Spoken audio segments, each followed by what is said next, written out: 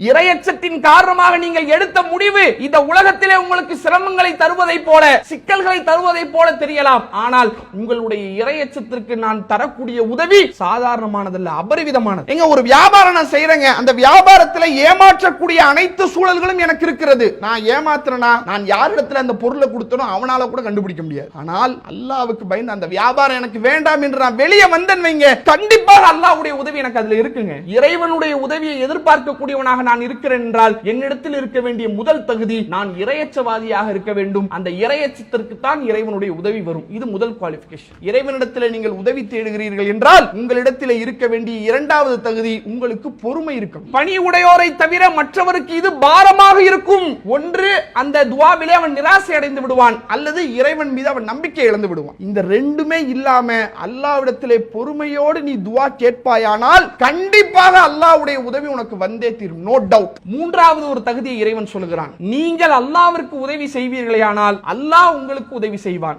உங்களுடைய பாதங்களை வலுப்படுத்துவான். எந்த காரியத்தில் அல்லாஹ்வுடைய உதவி வர வேண்டும் என்று நீ எதிர்பார்க்கிறாயோ அந்த காரியத்திலே உன்னுடைய உழைப்பு என்ன, உன்னுடைய முயற்சி என்ன, அதை நீ செய். சும்மா அல்லாஹ் கிட்ட துஆ கேட்டு பள்ளிவாசல்ல படுத்தா எல்லாம் நடந்துருமா?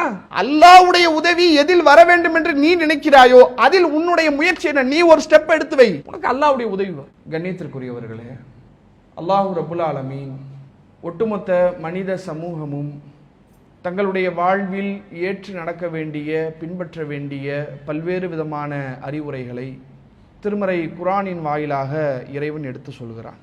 திருக்குர்ஆனில் சொல்லப்பட்டிருக்கக்கூடிய அறிவுரைகளை பல வகைகளாக பல தலைப்பின் கீழ் நம்மால் கொண்டு வர முடியும். சட்டங்கள் தொடர்பாக பேசப்படுகிறது, கொள்கை தொடர்பாக பேசப்படுகிறது, குடும்பவியல் தொடர்பாக பேசப்படுகிறது, அரசாட்சி தொடர்பாக பேசப்படுகிறது, மனித வாழ்க்கைக்கு தேவையான வாழ்வியல் குறித்தும் பேசப்படுகிறது. இப்படி திருமறை குர்ஆனில் பேசப்படக்கூடிய செய்திகளில், சொல்லப்படக்கூடிய அறிவுரைகளில் ஒரு முஸ்லிம் எதை அறிந்திருக்கிறானோ இல்லையோ, எதை புரிந்திருக்கிறானோ இல்லையோ, எதை தெரிந்திருக்கிறானோ இல்லையோ,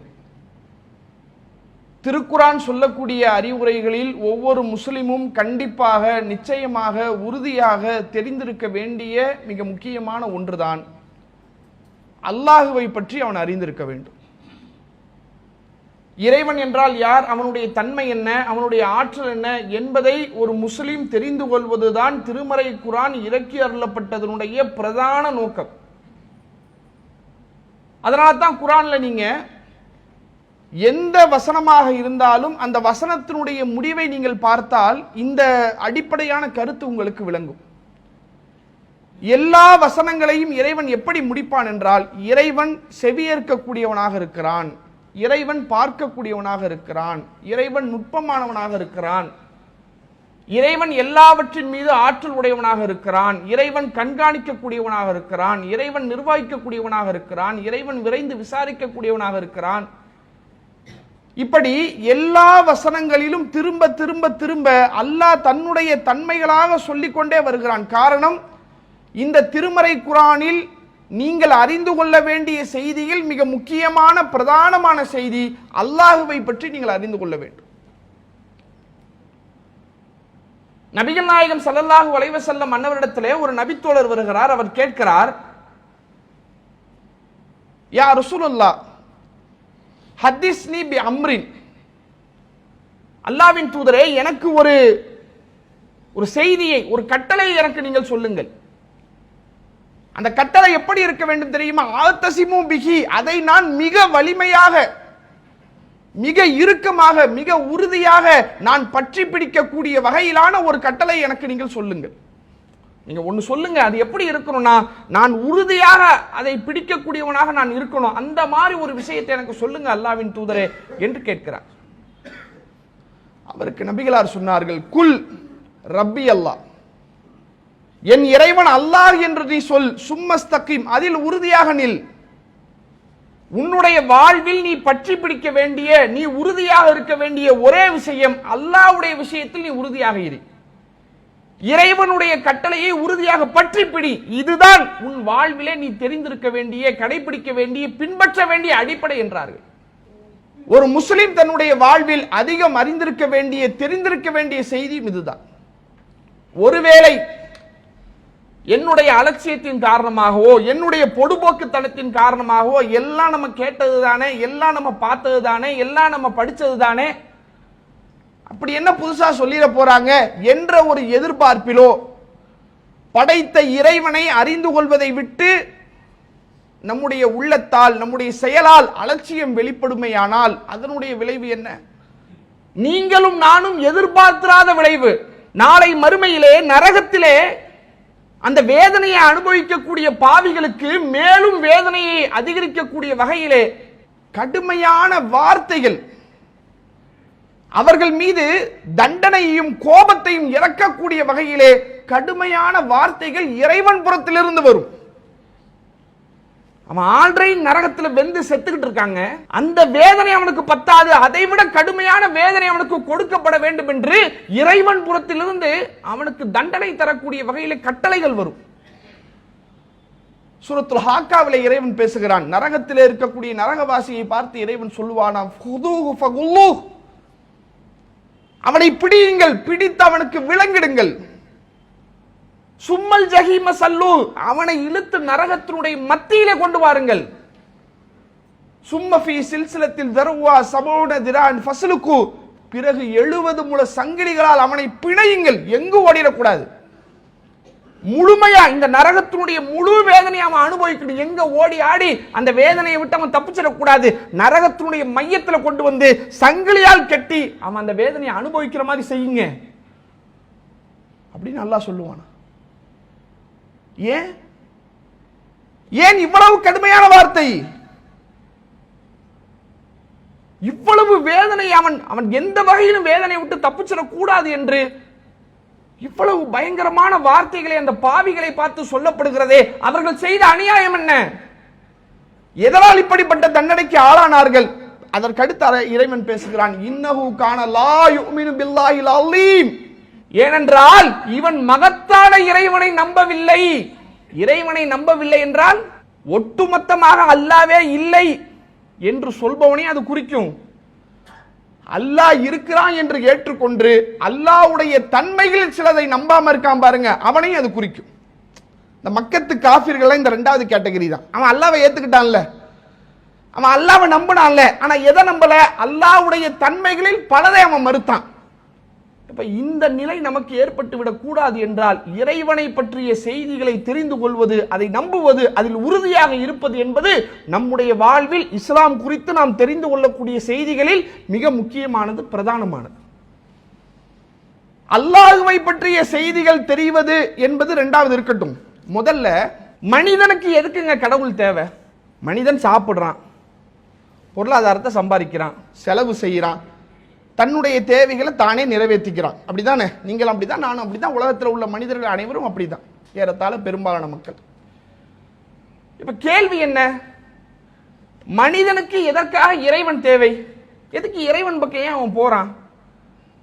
அவன் தான் சம்பாதிக்கிறான், அவன் தான் சாப்பிடுறான், அவன் தன்னைத்தானே அவன் பார்த்துக்கிறான், அவன் தூங்குறான், அவன் தேவையை அவன் நிறைவேற்றிக்கிறான்.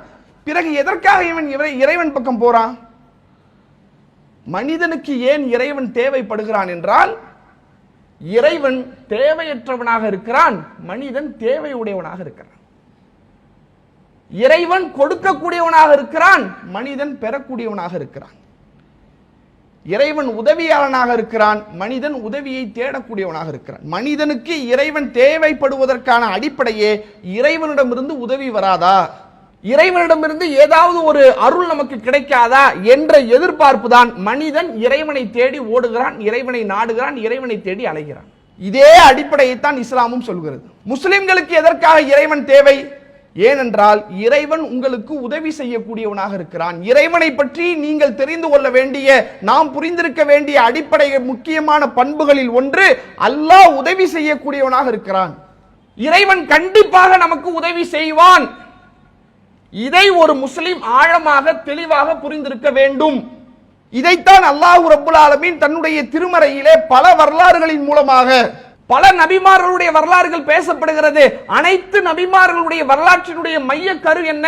அந்த நபிமார்களுக்கு அல்லாஹ் எப்படி உதவி செய்தான். ஈசா நபிக்கு அல்லாஹ் எப்படி உதவி செய்தான்? இப்ராஹிம் நபிக்கு அல்லாஹ் எப்படி உதவி செய்தான்? இஸ்மாயில் நபிக்கு அல்லாஹ் எப்படி உதவி செய்தான்? இப்படி ஏராளமான நபிமாருடைய வரலாற்றில் அந்த நபிமார்களுக்கு அல்லாஹ் எப்படி உதவி செய்தான் என்பதை பற்றி அல்லாஹ் பேசுறான்.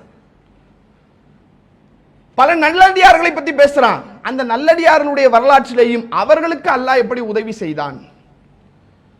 நபிமார்கள் வரலாறு எடுத்தாலும் உதவி, நல்லடியாருடைய வரலாறு எடுத்தாலும் உதவி. நாம் படிப்பினை பெறக்கூடிய பல உதாரணங்கள், அதை நாம் ஆழமாக சிந்தித்து பார்த்தால் அதில் அல்லாஹ்வுடைய உதவி. இவ்வளவு ஏன், இன்றைக்கு நாம் கூடியிருக்கக்கூடிய இந்த ஆஷுராவுடைய தினம், இந்த ஆஷுராவுடைய தினத்தின் மையக்கரு என்ன? அல்லாஹ்வுடைய உதவி தானே. இந்த நாளில் தானே ஃபிரௌனுடைய ஆதிக்கத்தை விட்டு மூசா நபியை, அந்த சமுதாயத்தையும் அல்லாஹ் காப்பாற்றி பெரும் உதவி செய்தான். அந்த உதவிக்கு நன்றி செலுத்தக்கூடிய வகையில் மூசா நபி அவர்கள் இந்த நாளில் நோன்பு வைத்தார்கள். அவர்களை ஏற்று பின்பற்றக்கூடியவர்களில் மிக தகுதியானவர்கள் நாம் தான். எனவே நாமும் இந்த நாளில் நோன்பு வைப்போம் என்று அல்லாஹ்வின் தூதர் அவர்கள் சொன்னார்களே. இந்த ஆஷுராவுடைய நாளின் மையக்கரு என்ன? அல்லாஹ்வுடைய உதவி. சகோதரர்களே, இதுல நாம சிந்திக்க வேண்டிய மிக முக்கியமான ஒரு செய்தி என்னன்னா, இந்த அல்லாஹ்வுடைய உதவிய வரலாறுகளிலே மட்டும் கேட்டுக்கொண்டிருக்கிறோம். இப்ராஹிம் நபிக்கு அல்லாஹ் உதவி செஞ்சான், மூசா நபிக்கு அல்லாஹ் உதவி செஞ்சான், ஈசா நபிக்கு அல்லாஹ் உதவி செஞ்சான், எத்தனையோ போர்க்களங்கள்ல நபிகளாருக்கு அல்லாஹ் உதவி செய்தான். சரிதான், எல்லாம் வரலாறுல இருக்குது, நம்ம படிக்கிறோம், அதை நம்புறோம், அதை ஏத்துக்கிறோம். இப்ப கேள்வி என்ன? அவர்களுக்கெல்லாம் உதவி செய்ததை போல அல்லாஹ் எனக்கு உதவ மாட்டானா? நான் ஏன் இவ்வளவு கஷ்டத்தில் இருக்கிறேன்? என்னுடைய வாழ்வில் ஏராளமான பிரச்சனைகள், சிக்கல்கள், சிரமங்கள் இருக்கிறதே, பல்வேறு விதமான நெருக்கடிகள் இருக்கிறதே.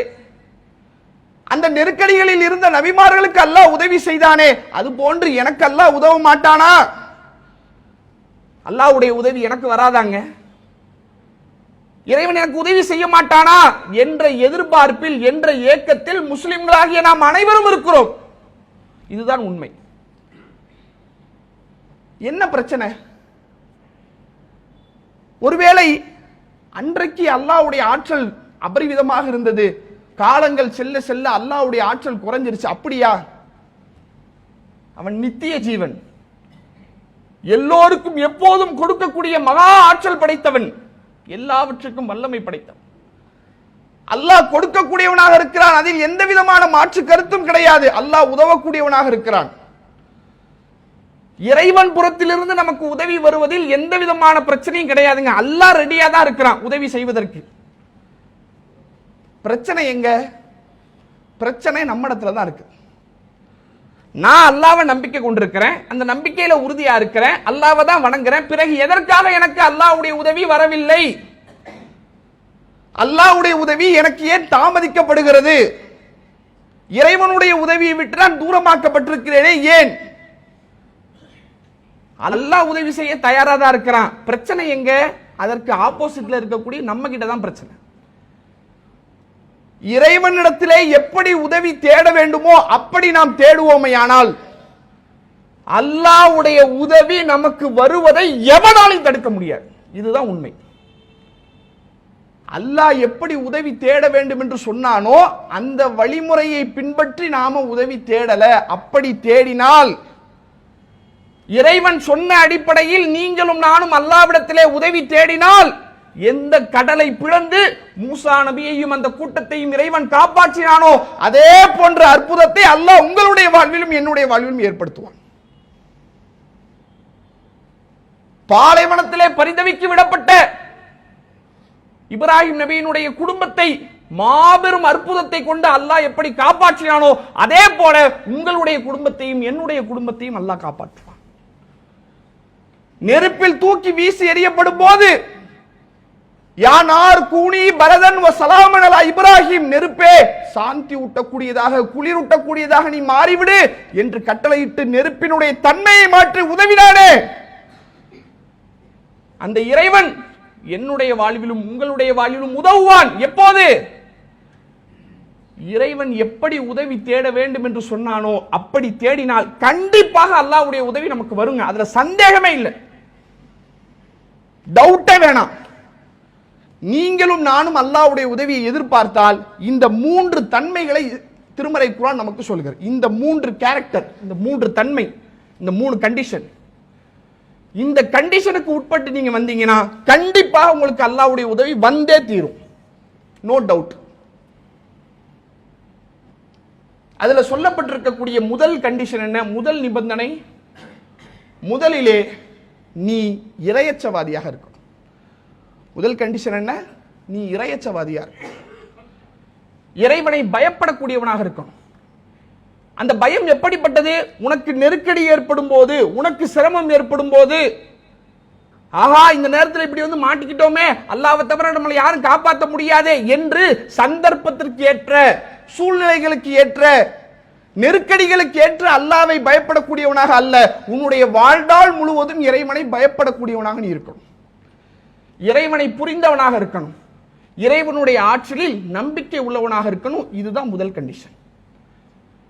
அல்லாஹ் ரப்புல் ஆலமீன் தன்னுடைய திருமறையிலே சொல்லி காட்டுகிறான், வமை யத்தகில்லாஹ யஜ்அல் லஹு மக்ரஜா.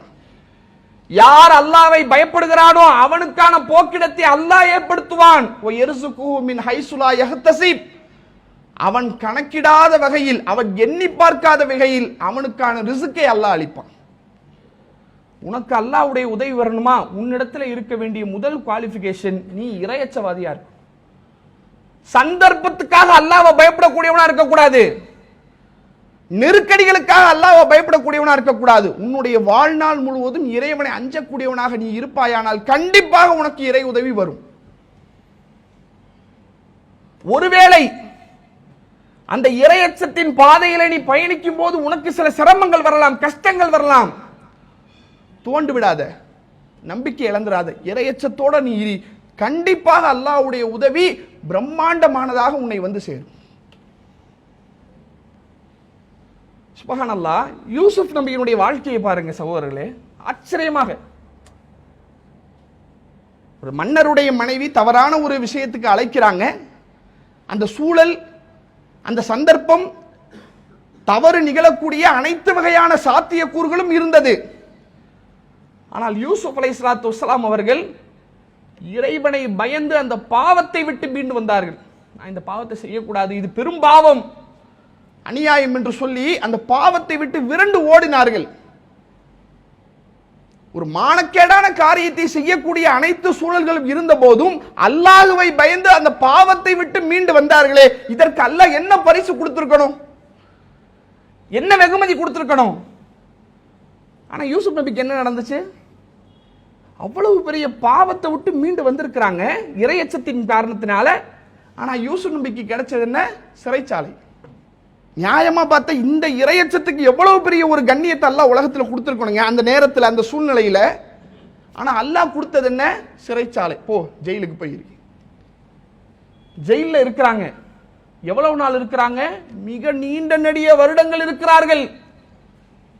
அல்லாஹ்வுடைய தூதரவர்கள் சொன்னார்கள், யூசுப் நபியை அழைப்பதற்கு ஒரு அழைப்பாளர் வந்தாரே, அவருடைய அழைப்புக்கு பதிலளிக்க யூசுப் நபி மறுத்து விட்டார்.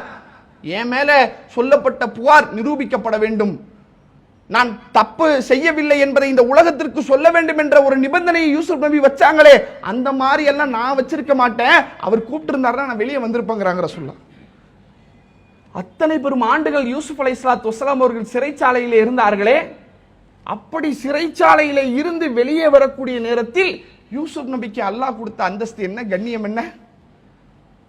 ஒரு நாட்டினுடைய அமைச்சராக வெளியே வராங்க. ஆச்சரியமா இல்ல? எங்க ஜெயிலுக்கு போயிட்டு வந்த ஒருத்தனுக்கு மரியாதை கிடைப்பதே எவ்வளவு பெரிய விஷயம். அவனை நம்பி யாராவது வேலை கொடுப்பாங்களா? அவனிடத்துல ஒரு பொருளாதாரத்தை நம்பகமா கொடுப்பாங்களா? ஏமாத்திர போறான், திருடிட போறான், மோசடி செஞ்சிட போறான் என்று அந்த மனிதனுடைய ஒட்டுமொத்த வாழ்வை சிக்கலுக்குரியதாக மாறிவிடும் அவன் சிறையிலிருந்து வெளியே வந்திருந்தால். ஆனால் யூசுப் நபிக்கு என்ன ஆகுது? அப்படி தலைகீழா மாறி ஜெயில இருந்து வெளியே வராங்க. வெளியே வந்த யூசுப் நபி அமைச்சராக பொறுப்பேற்கிறாங்க. இறையச்சத்தின் காரணமாக நீங்கள் எடுத்த முடிவு இந்த உலகத்திலே உங்களுக்கு சிரமங்களை தருவதை போல, சிக்கல்களை தருவதை போல தெரியலாம். ஆனால் உங்களுடைய இறையச்சத்திற்கு நான் தரக்கூடிய உதவி சாதாரணமானதல்ல, அபரிவிதமானது. எங்க ஒரு வியாபாரம் நான் செய்யறேங்க, அந்த வியாபாரத்தில் ஏமாற்றக்கூடிய அனைத்து சூழல்களும் எனக்கு இருக்கிறது. நான் ஏமாத்துறேனா, நான் யாரிடத்துல அந்த பொருளை கொடுத்தனோ அவனால கூட கண்டுபிடிக்க முடியாது. என்னால முடியும். ஆனால் அல்லாஹ்வுக்கு பயந்து அந்த வியாபாரம் எனக்கு வேணாங்க, அது எவ்வளவோ இருந்துட்டு போதும், அந்த வியாபாரம் எனக்கு வேண்டாம் என்று நான் வெளியே வந்தேன் வைங்க, கண்டிப்பாக அல்லாஹ்வுடைய உதவி எனக்கு அதுல இருக்குங்க. அதுதானே இந்த வரலாறு சொல்லுது. இறைவனுடைய உதவியை எதிர்பார்க்கக்கூடியவனாக நான் இருக்கிறேன் என்றால் என்னிடத்தில் இருக்க வேண்டிய முதல் தகுதி நான் இறையச்சவாதியாக இருக்க வேண்டும். அந்த இறையச்சத்திற்கு தான் இறைவனுடைய உதவி வரும். இது முதல் குவாலிஃபிகேஷன். இரண்டாவது தகுதி அல்லாஹ் ரப்பல் ஆலமீன் தன்னுடைய திருமறையிலே சொல்லி காட்டுகிறான், வஸ்தஈனு பிஸ்ஸப்ரி வஸ்ஸலா இன்னஹா லகபீரத்துன் இல்லா அலல் ஹாஷியின். அல்லாஹ்விடத்திலே பொறுமையை கொண்டும் தொழுகையை கொண்டும் நீங்கள் உதவி தேடுங்கள். இறைவனிடத்தில் நீங்கள் உதவி தேடுகிறீர்கள் என்றால் உங்களிடத்தில் இருக்க வேண்டிய இரண்டாவது தகுதி உங்களுக்கு பொறுமை இருக்கணும். இன்னஹா கபீரத்துன் இல்லா அலல் ஹாஷியின், பணி உடையோரை தவிர மற்றவருக்கு இது பாரமாக இருக்கும். ஏன்? அல்லாஹ்விடத்துல துஆ கேட்டுட்டு பொறுமையா இருக்கிறதுக்கு பாருங்க, அதை விட ஒரு சவால் எதுவுமே கிடையாது. ஏன்னா ஒரு கட்டத்தில் அவன் நிராசை அடைஞ்சிருவான். என்ன கேட்டு என்னங்க, வருஷம் ஆகி போச்சு, இவ்வளவு நாள் நடக்காத இனிமே நடக்க போகுது என்று ஒன்று அந்த துஆவிலே அவன் நிராசை அடைந்து விடுவான், அல்லது இறைவன் மீது அவன் நம்பிக்கை இழந்து விடுவான். இந்த ரெண்டுமே இல்லாம அல்லாஹ்விடத்திலே பொறுமையோடு நீ துஆ கேட்பாயானால் கண்டிப்பாக அல்லாஹ்வுடைய உதவி உனக்கு வந்தே தீரும், நோ டவுட். இது எப்ப இந்த பொறுமையோடு துஆ கேட்கிறது இருக்குல்ல, இது எப்பனா ஒரு லாங் டைம் ப்ராசஸ். உதாரணத்துக்கு நான் நினைக்கிறேன், அல்லாட்ட இறைவா நான் சொந்தமா ஒரு வீடு கட்டணும்னு ஆசைப்படுறேன், இது என்ன நாளைக்கே நடக்கிற விஷயமா? இதுக்கு ஒரு லாங் டைம் ப்ராசஸ் ஆகும். அப்ப அதை புரிஞ்சுக்கிட்டு இது எப்படி நடக்கிறதுக்கு ஒரு லாங் டைம் ஆகும், நான் இப்பத்துல இருந்தே கேட்டுக்கிட்டு இருக்கிறேன், அது நடக்கும்போது நடக்கட்டும் என்ற ஒரு சூழலில் மட்டும் பொறுமை அல்ல. சாகக்கூடிய கடைசி சந்தர்ப்பம், மரணத்தினுடைய அனைத்து வாசல்களும் திறக்கப்பட்ட நிலைமையிலும் கூட அல்லாஹ்விடத்திலே நீங்கள் பொறுமையோடு துஆ கேளுங்கள் என்கிறது மார்க்கம். சாக போற, அவ்வளவுதான், முடிஞ்சு போச்சு, கதை முடிய போகுது, வாழ்வா சாவாங்கிற நிலைமையில் இருந்தாலும் அல்லாஹ்விடத்திலே துஆ கேட்கும் போது அதில் பொறுமை இருக்க வேண்டும். நபிகளாரிடத்திலே நபித்தோழர்கள் வருகிறார்கள், அல்லாஹ்வுடைய தூதரே அலா ததுவுல்லாஹ் லனா, அல்லாஹ்விடத்திலே எங்களுக்காக நீங்கள் துஆ கேட்க கூடாதா? அல்லாஹ்விடத்திலே எங்களுக்காக நீங்கள் உதவி தேடக்கூடாதா? இந்த மக்கத்து குறைஷிகள் எங்களை அடித்து கொள்கிறார்களே, எங்களுடைய உயிருக்கோ உடைமைக்கோ எந்த விதமான பாதுகாப்பற்ற நிலைமையிலே உங்களை நாடி வந்திருக்கிறோம், அல்லாஹ்விடத்திலே துஆ கேளுங்கள் நபிகளாரே என்று வந்து கேட்டார்கள். எந்த நிலைமையில?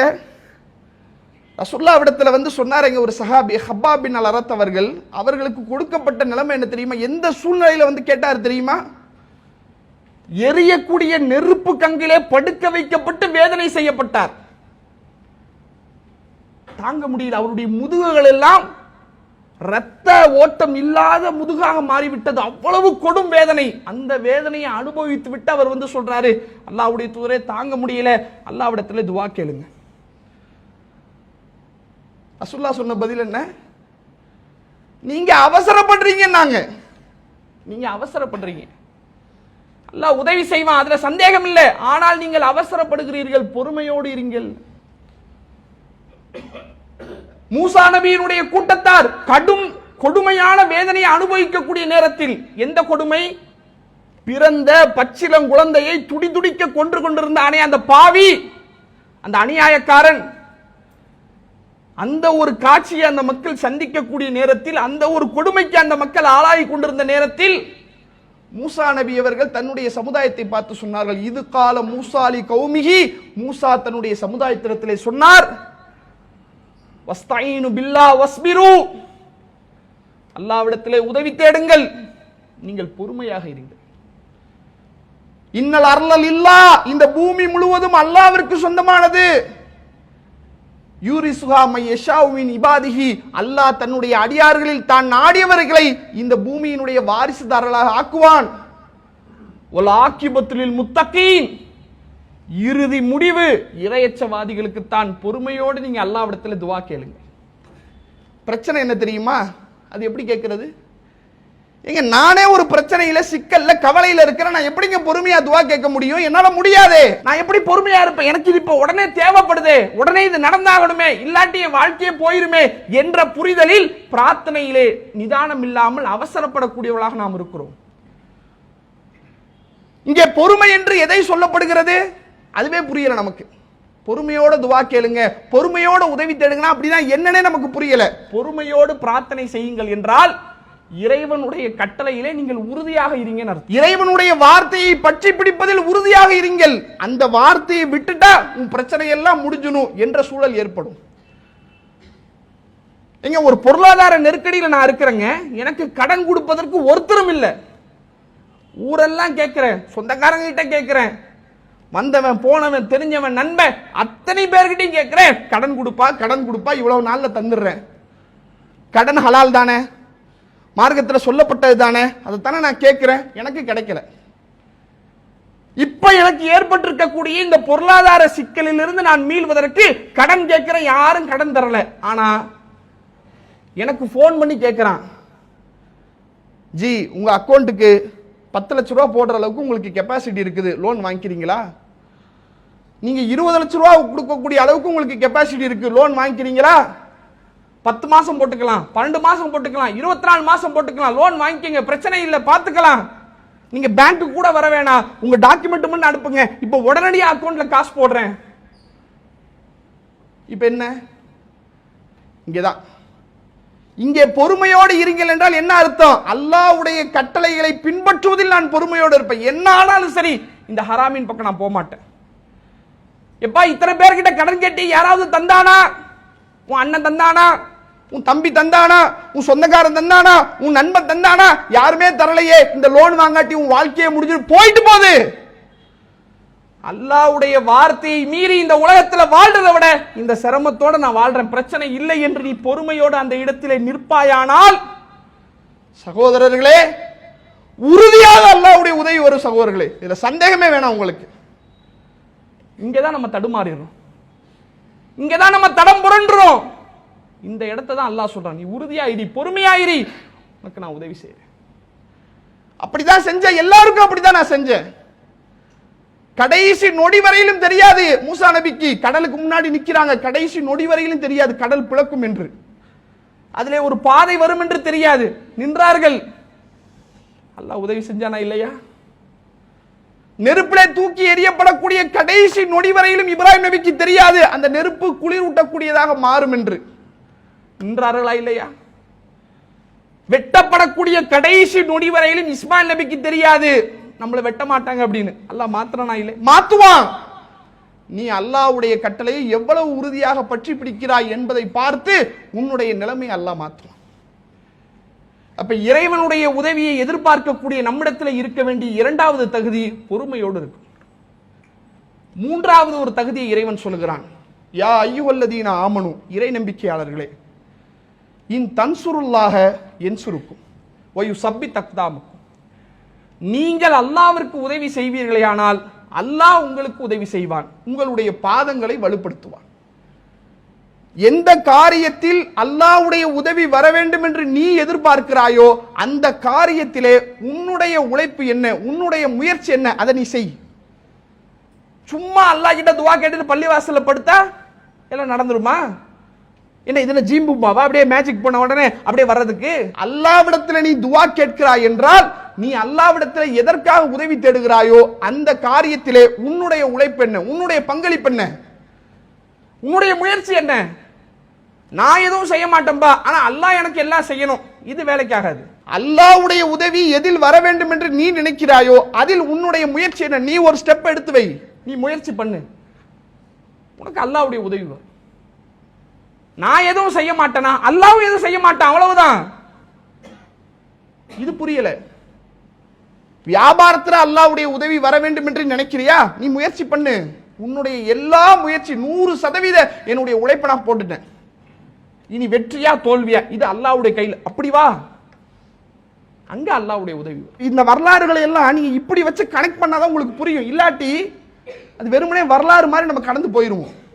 ஆமாங்க, பத்ர் களத்துல அப்படி நடந்துச்சு, உஹது களத்துல அப்படி நடந்துச்சு, ஹுனைன்ல அப்படி நடந்துச்சு சொன்னாங்க, நானும் பயான்ல நிறைய கேட்டிருக்கேன், அப்படி போயிரும். அதல்ல, இதெல்லாம் வச்சு கனெக்ட் பண்ணாதான் நம்முடைய வாழ்க்கைக்கும் பத்ர் களத்துக்கு என்ன சம்பந்தம், நம்முடைய வாழ்க்கைக்கும் உஹது களத்துக்கு என்ன சம்பந்தம், ஏன் அல்லாஹ் அதை சொல்றான்? அதுல விஷயம் இருக்குது, அதை கரெக்டா நம்ம பொருத்தணும். பத்ர் களத்திலே அல்லாஹ் உதவி செய்தான். எப்படி உதவி செய்தான், எதனால் உதவி செய்தான்? 300 பேரால் 1000 பேரை ஜெயிக்க முடியாது என்று அவங்களுக்கு நல்லா தெரியும். இந்த போர்க்களத்தை சந்தித்தால் மரணத்தை தவிர நமக்கு வேற எதுவும் நடக்காது, அதுவும் தெரியும். அதனால தானே ரசூலுல்லாஹ் அழுது துவா கேட்டாங்க, இறைவா இந்த கூட்டத்தை நீ காப்பாற்றவில்லை என்றால் உன்னை வணங்க ஒருவர் கூட இந்த உலகத்திலே உயிரோடு இருக்க மாட்டாங்க, இறைவா எப்படியாவது எங்களுக்கு வெற்றியை கொடுத்துரு ரஹ்மானே என்று கையேந்தி கதறினார்களே. ஏன்? தெரியுது நம்ம தப்பிக்க முடியாது, கன்ஃபார்ம் மரணம் தான் என்ற ஒரு நிலை. அந்த நேரத்தில் அந்த சூழ்நிலையிலும் களத்தை விட்டு ஓடாம உறுதியா நின்றாங்க, ஒரு ஸ்டெப் எடுத்து வைக்கிறாங்க. அல்லாஹ் சொல்லிட்டான், அல்லாஹ்வுடைய வார்த்தைக்காக இந்த களத்துல நான் நிக்கிறேன் என்று நின்றார்கள். அல்லாஹ்வுடைய உதவி வந்துச்சா இல்லையா? இதாங்க அடிப்படை. எதில் அல்லாஹ்வுடைய உதவி வர வேண்டும் என்று நான் நினைக்கிறேனோ அதில் என்னுடைய பங்களிப்பு என்ன, என்னுடைய உழைப்பு என்ன, என்னுடைய முயற்சி என்ன? என்னுடைய முயற்சி இல்லாமல் படைத்த இறைவனிடத்தில் உதவி தேடுவது என்பது முட்டாள்தனம். நான் என்ன செஞ்சேன், என் தரப்புல நான் செய்ய வேண்டிய அனைத்து காரியங்களும் சரியாக செய்து விட்டேன் என்றால் அல்லாஹ்வுடைய உதவி வருவதில் எனக்கு எந்த பிரச்சனையும் கிடையாது. நான் எதுவுமே செய்ய மாட்டேன், ஆனா அல்லாஹ் எனக்கு உதவி செய்ய வேண்டும் என்றால் அதை விட முட்டாள்தனம் வேற எதுவும் கிடையாது. அப்ப இறைவனுடைய உதவியை எதிர்பார்க்கக்கூடியவர்களாக, இறைவன் புறத்திலிருந்து வரக்கூடிய உதவியை ஆதரவிக்கக்கூடியவர்களாக இருக்கக்கூடிய நாம் கடைபிடிக்க வேண்டிய 3 தன்மைகளை திருமறை குர்ஆன் சொல்கிறது. 1, நாம் இறையச்சவாதியாக இருக்க வேண்டும். 2, பொறுமையோடு இருக்க வேண்டும். 3, எதில் அல்லாஹ்வுடைய உதவியை எதிர்பார்க்கிறோமோ அதில் நம்முடைய பங்களிப்பை நாம் செய்ய வேண்டும். இதை சரியான முறையிலே நிறைவேற்றி இறைவனுடைய உதவியை பெறக்கூடிய மக்களாக இறைவன் உங்களையும் என்னையும் ஆக்கி அருள் புரிவானாக என்று சொல்லி என்னுடைய முதல் உரையை நிறைவு செய்கிறேன். அல்லாஹு அக்பர், அல்லாஹு அக்பர்.